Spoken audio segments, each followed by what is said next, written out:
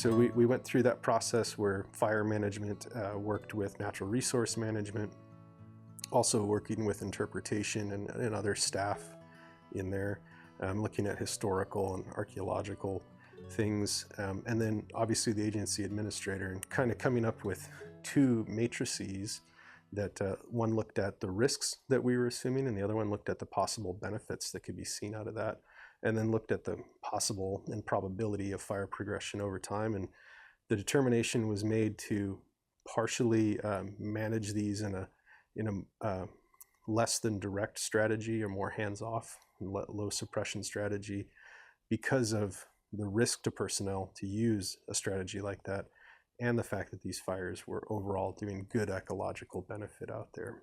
So the other consideration there is those tourists, like I mentioned. It's also pretty visible just because of the terrain from major places like Seattle. So there was a large effort to work with public information officers and public affairs officers to inform the public. That went in aspects as far as pamphlets to, regularly update them on what the fire was doing, what it looked like. We also used social media avenues, and then some of the simple things, turning cameras, weather cameras out there so that people could see the smoke and what it was producing.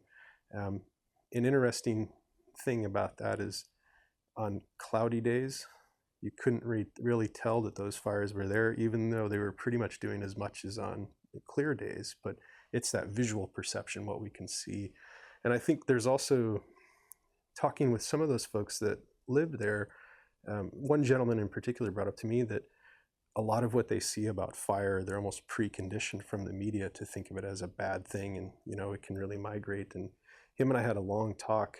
He lived in kind of the southwestern portion away from one of the fires, and he always wondered why we were putting things out. And like he said, that fire, I think that particular one was something like 20 miles away from his house.